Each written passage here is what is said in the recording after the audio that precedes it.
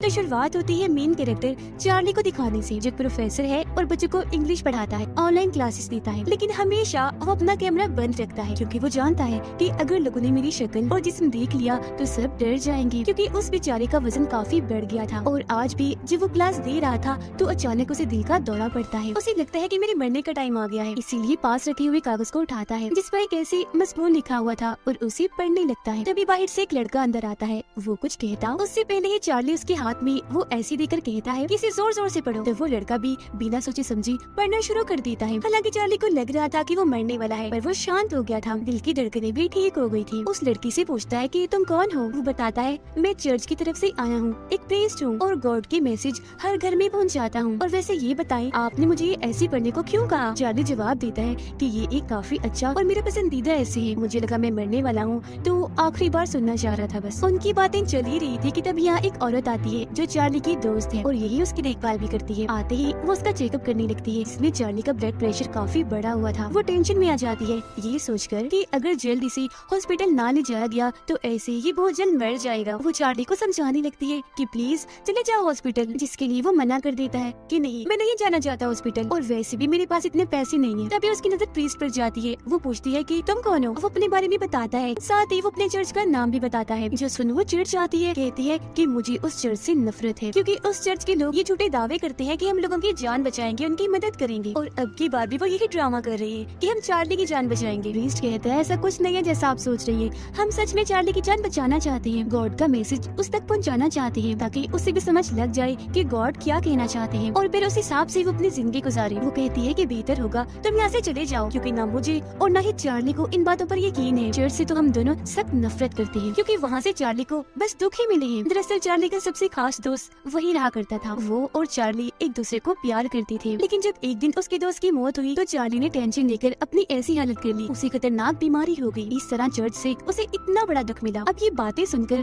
Priest वहाँ से चला जाता है। उसकी दोस्त बहुत जल्द उसे समझ लग जाती है कि चार्ली को भूख लगी है, तो वो उसके लिए चिकन से भरी हुई बकेट लाती है जो उसे बहुत पसंद थी और मजे लेकर वो उसे खाने लगता है। ऐसे ही रात हो जाती है। आधी रात को भी फिर चार्ली वो ऐसे पड़ता है और फिर कपड़े उतार कर अपनी वॉकर लेकर कमरे की तरफ जाने लगता है। अब यहाँ हम पहली बार उसके जिस्म को देखते हैं जो काफी बड़ा है और हर जगह से फैला हुआ है, जिस वजह से उसे चलने फिरने यहाँ तक कि सांस लेने में भी मुश्किल हो रही है। वो अब जैसे बिस्तर पर लेटता है हम उसकी आंखें लेकर समझ जाते हैं कि वो कितना दर्द में है। अगली सुबह जब वो जागता है तो इंटरनेट पर सबसे पहले अपनी बीमारी के बारे में सर्च करता है। सारी चीजों को पढ़ के वो जान गया था कि मैं बस कुछ दिनों का ही मेहमान हूँ, लेकिन फिर भी नुकसानदेह चीजें खाने से बाज नहीं आता। दराज से चॉकलेट निकाल कर खाने लगता है, मगर अच्छे काम भी वो नहीं छोड़ता, जैसे कि साफ सुथरा रहने के लिए शेव करता है और चिड़ियों के लिए खाना डालता है। ये सब करने के बाद अपनी जगह पे आके बैठ गया था। तभी दरवाजा खोलकर एक लड़की अंदर आती है जो दरअसल उसकी बेटी थी। इसका नाम एली था। एली जब 8 साल की थी तो चार्ली ने अपनी वाइफ और बेटी को छोड़ दिया क्योंकि वो अपने दोस्त के साथ रहना पसंद करता था, अपनी वाइफ के साथ जरा भी खुश नहीं था। और बस तभी से उसकी बेटी उससे नफरत करती है, उसे देखना तक नहीं चाहती क्योंकि बार बार उसे इस बात का एहसास होता है कि मेरे डैड ने हमें तब छोड़ा जब हमें उनकी सख्त जरूरत थी। लेकिन कभी कभी वो यहाँ आती है और हर बार अपने डैड से बदतमीजी से बात करती है, मगर चार्ली कभी उसकी बात का बुरा नहीं मानता। आज भी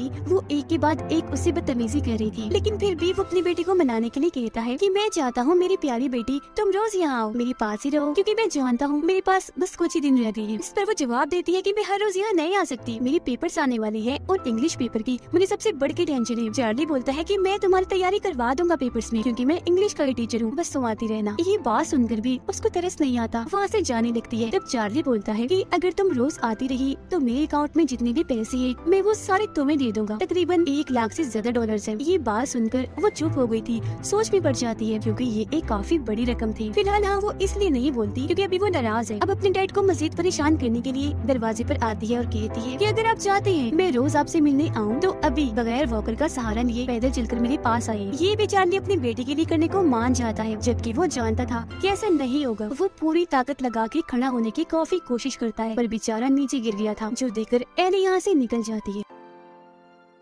चार्ली की दोस्त घर में आई। उसका चेकअप करने के बाद सफाई कर रही थी तो उसे एली का लिखा हुआ ऐसे मिलता है। वो समझ गई थी कि यहाँ उसकी बेटी आई थी और पढ़ाई में चार्ली उसकी मदद कर रहा है। वो उसे डांटती है कि तुम भूल गए जब तुम्हारी डिवोर्स हुई थी तब क्या हुआ था, अपनी बेटी से तुम नहीं मिल सकते, ऐसी तुम पर कानूनी कार्रवाई हो सकती है। चार्ली कहता है मुझे इन बातों से कोई फर्क नहीं पड़ता, मुझे अपनी बेटी से हर हाल में मिलना है। जो बात सुनकर उसकी दोस्त चुप हो गई थी। थोड़ी देर बाद वो चार्ली को बर्गर खाने के लिए देती है जिसका एक टुकड़ा उसके गले में अटक गया। उसका दम घुटने लगता है जो देखकर फौरन उसकी दोस्त गले पर थपथपाती है। तब टुकड़ा निकलने से उसकी जान बच पाती है। इस वजह से वो चार्ली से नाराज हो गई। गुस्से में उसे कहती है कि अगर तुम्हें मरना है तो शौक से मरो पर मेरे सामने न मरना। लेकिन कुछ देर बाद गलती का एहसास होने पर वो चार्ली से माफी मांगती है और बर्गर दोबारा उसे खाने को देती है। अब ऐसे चार्ली की जिंदगी गुजर रही थी। हर रोज वो ऑनलाइन क्लासेस देता था जिसमें बहुत प्यार से पढ़ाया करता था। पर आज क्लास खत्म होने के बाद वो अपनी पुरानी तस्वीर देखता है जिसमें उसका वो करीबी दोस्त भी था। चार्ली उसे याद करने लगा और उस कमरे में जाने लगता है जहाँ वो रहा करता था। दरवाजे पर ताला था। जैसे ही वो दरवाजा खोलता है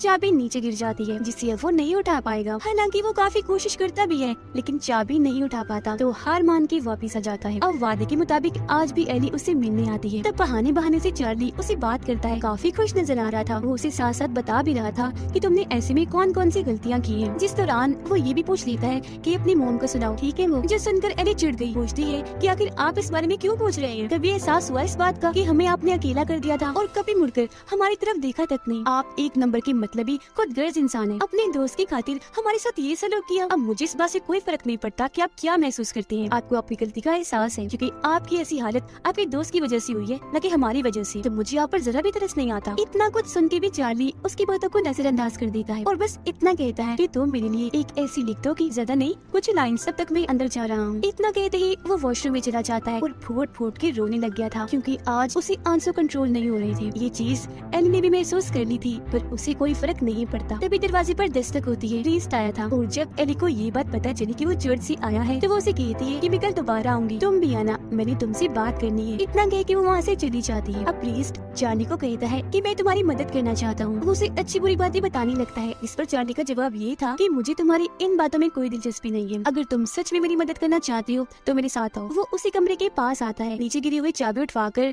कमरा खुलवाता है। ठीक इसी वक्त चार्ली की दोस्त भी आ गई थी। प्रीस्ट को देखकर कहती है कि ये लड़का दोबारा इधर क्या कर रहा है। चार्ली जवाब देता है कि इस पर गुस्सा करने की कोई जरूरत नहीं है, मैंने इसे बुलाया है। वो कहती है अच्छा छोड़ो, ये देखो मैं तुम्हारे लिए क्या लाई हूँ, तुम्हारा गिफ्ट। जो कहकर वो व्हील चेयर बाहर निकालती है जिसके ऊपर बैठकर वो बहुत खुश हो गया था क्योंकि अब वो आसानी से इधर उधर हिल पा रहा था। लेकिन वो प्रीस्ट को कहती है जरा बाहर आना, मुझे तुमसे बात करनी है। बाहर लाकर उसे कहती है दोबारा यहाँ कभी मत आना, ओके। प्रीस्ट मना कर देता है कि मैं ऐसे नहीं कर सकता, मुझे आना ही होगा क्योंकि मैं चार्ली की मदद करना चाहता हूँ। इस दर्द भरी जिंदगी से उसकी जान छुड़वाकर। उसकी दोस्त कहती है तुम्हारे लिए बहुत छोटी सी बात होगी पर चार्ली ने और मैंने बहुत कुछ सहा है, बर्दाश्त किया है, जिसके पीछे चर्च जिम्मेदार है। असल में जो चार्ली का दोस्त था वो मेरा भाई था, मगर उनकी गहरी दोस्ती देखकर मेरे डैड को एतराज होने लगा कि दो लड़कों की ऐसी दोस्ती हमारे रिलीजन मजहब में अच्छी नहीं मानी जाती। तो इसलिए उन्होंने मेरे भाई को घर से निकालकर चर्च में भेज दिया। उसे काफी प्रेशर में रखा गया जिससे तंग आकर मेरे भाई ने अपनी जान ले ली। उसके मरने से चार्ली ने इतनी टेंशन ले ली कि उसकी तबीयत खराब हो गई और आज उसकी ऐसी हालत है, वो इतना बीमार है और तभी से हम सभी सदमे से दुखों से गुजर रहे हैं। यही वजह है कि हम हर चीज से नफरत करते हैं, तुम्हें, तुम्हारी रिलीजन को, तुम्हारी चर्च को, किसी को भी पसंद नहीं करते। आगे वो कुछ बोलती यहाँ चार्ली भी आ जाता है। प्रीस्ट को कहता है उठो शाबाश, जाओ तुम यहाँ से। जो बात मानकर वो चला जाता है। थोड़ी देर बाद उसकी दोस्त भी उनके जाते ही चार्ली उस कमरे में जाने की कोशिश करता है। हालांकि रास्ता छोटा था पर फिर भी वो जैसी तैसी चला ही जाता है। अपनी पुरानी चीजें देखकर अपनी दोस्त को याद करने लगा था। काफी जज्बाती हो जाता है। चार्ली को यहाँ एक कॉपी मिलती है जिस पर एली ने ऐसे लिखा था, लेकिन उसने बस 3 लाइनें ही लिखी थी। वो भी पढ़ के चार्ली बहुत खुश हो जाता है क्योंकि अपनी बेटी में वो अपनी झलक देखता है। इस बारे में वो इतना सोचता है कि हंसने लगता है। हंसते हुए ही उसे दोबारा से दिल का दौरा पड़ता है, लेकिन जैसी तैसी वो खुद को संभाल ही लेता है। अगली सुबह दोबारा एली आती है। चार्ली उसे कहता है कि आज मैं अपनी बेटी से अपने दिल की बात करना चाहता हूँ। एली गुस्से में कहती है पर मैं आपसे कोई बात करना नहीं चाहती। आप मुझे ये बताएं कि जब मैं छोटी थी तब आपको जरा भी ख्याल नहीं आया हमारा बात करना, मिलना, सब कुछ बंद कर दिया, वजह जान सकती हूँ? चार्ली जवाब देता है कि अपने दोस्त से इतना करीब होने की वजह से सब मुझसे नफरत करने लगे। यही वजह थी कि मैं तुमसे नहीं मिला क्योंकि इस चीज का तुम पर भी बुरा असर पड़ सकता था। फौरन एली बोल पड़ती है अच्छा छोड़ो इन बातों को, मैं सैंडविच बनाने लगी हूँ, बताएं खाएंगे? तब चार्ली खुशी खुशी मान जाता है कि मेरी बेटी मेरे लिए अपने हाथों से सैंडविच बना रही है। लेकिन सैंडविच खाते ही वो गहरी नींद में सो जाता है। और अब जैसे एली उस खुफिया कमरे में जाती है तभी दरवाजे पर पर दस्तक होती है क्योंकि प्रीस्ट आया था जिसे एली अंदर खींच लेती है। लेकिन चार्ली की ऐसी हालत देखकर प्रीस्ट घबरा गया था कि इतनी आवाज होने के बाद भी वो नहीं उठा। तब एली उसे बता देती है कि मैंने उनके सैंडविच में नींद की गोलियां मिला दी थी। जो सुनकर प्रीस्ट डर जाता है कि कितनी अजीब लड़की है और बोलता है कि मैं यहाँ से जा रहा हूँ। एली फौरन बोलती है नहीं बैठो, इधर कहीं नहीं जा सकती तुम, और अपनी बातों में फंसाकर सिगरेट पीने पर मजबूर करती है। और अब जैसे प्रीस्ट सिगरेट पीना शुरू करता है वो उसकी वीडियो बना लेती है और कहती है कि अब तुम वही करोगी जो मैं तुम्हें करने को कहूँ, वरना तुम जानते ही हो कि मैं तुम्हारे साथ क्या कर सकती हूँ। मैं जानती हूँ कि तुम चर्च से नहीं हो, तो अब सच बताना शुरू करो कि आखिर तुम कौन हो। ये सुनकर प्रीस्ट डर जाता है और भागकर उस खुफिया कमरे में आकर खुद को बंद कर लेता है। एली उस कमरे के दरवाजे पर आके बैठ गई और कहती है चलो अपनी कहानी बताना शुरू करो। तो अब प्रीस्ट बताने लगता है कि मैं यहाँ चर्च में काम करने आया था, ऐसे लोगों की मदद करता था, पर एक दिन मुझे एहसास हुआ कि मैं लोगों की मदद नहीं कर पा रहा, तो मैंने चर्च वालों को अपना तरीका बदलने को कहा। लेकिन जब उन्होंने मेरी बात नहीं मानी तो मैंने वहाँ के वो सारे पैसे चुरा लिए और भाग गया, जिसके बाद अब मैं रहता तो अलग ही हूँ, लेकिन अभी भी लोगों की मदद ही कर रहा हूँ। वो ये सारी बातें बता तो रहा था पर ये नहीं जानता था कि एली उसकी ये सारी बातें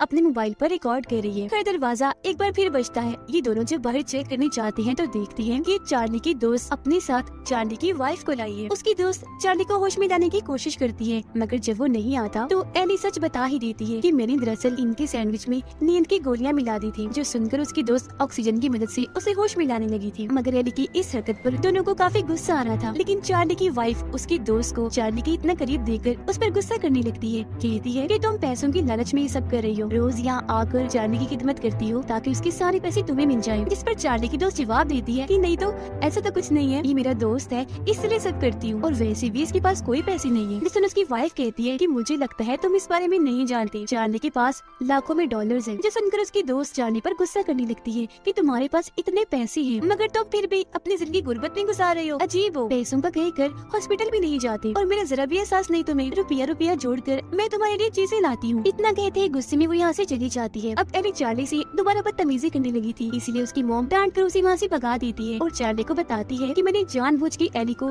तुमसे मिलने नहीं दिया क्योंकि वो बहुत ही बुरी है, वो इस कदर जालिमाना है कि उस वक्त अगर तुम इसे मिलती तो शायद तुम्हें ये मार ही देती। चार्ली जवाब देता है मैं नहीं मानता, वो मेरी बहुत ही प्यारी बेटी है। ये बात सुनकर उसकी वाइफ चार्ली को एली की इंटरनेट प्रोफाइल दिखाती है जिसमें एली ने अपने ही डैड की तस्वीरें इंटरनेट पर डाली हुई थी और काफी मजाक बनाया हुआ था। जिसके बाद ये दोनों अपने पुराने वक्त को याद करने लगती है कि हम एक साथ कितने खुश रहा करते थे। चार्ली बोलता है मैं मरने से पहले अपनी बेटी के लिए कुछ करना चाहता हूँ, मेरे अकाउंट में जितने भी पैसे हैं मैं वो सारे एली को दे दूंगा। उसकी वाइफ मना करती है कि मत करना, ऐसा गलत करोगे क्योंकि वो और बिगड़ जाएगी। इतना कह के वो चली जाती है। तभी चार्ली का पिज्जा भी आ गया था और आज वो खुद बाहर जाता है पिज्जा लेने। डिलीवरी बॉय जैसे चार्ली को देखता है डर के फौरन भाग जाता है। इस बात से उसे इतना गुस्सा आ गया था कि अंदर आकर वो गुस्से में पिज्जा खाने लगता है, फिर चॉकलेट्स टॉफियां खाता है, साथ ही फ्रिज में पड़ी सभी चीजें खाने लगता है, जिस वजह से उसको उल्टियां भी लग जाती है। यहाँ उसकी दोस्त आती है जो चार्ली को कहती है कि मैं जानती हूँ तुम अपना इलाज करवा सकती थी पर जानबूझ के नहीं करवाया क्योंकि तुम खुद को सजा देना चाहती थी। मेरे लिए कितने दुख की बात है, पहले मेरा भाई छोड़ के चला गया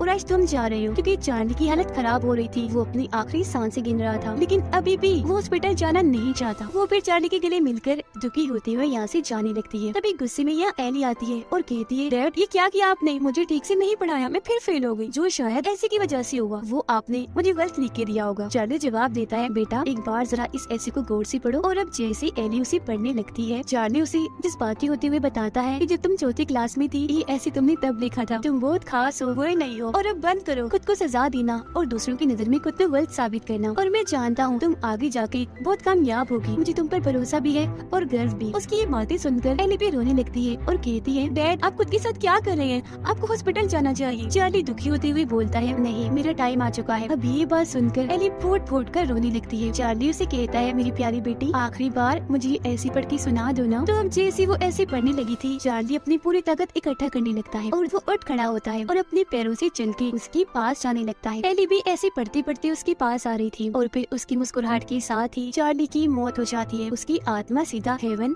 यानी जन्नत में गई थी जहाँ वो खुश था, आराम से जिंदगी गुजार रहा था। और इसी के साथ चार्ली की दुख भरी कहानी इधर ही खत्म हो जाती है।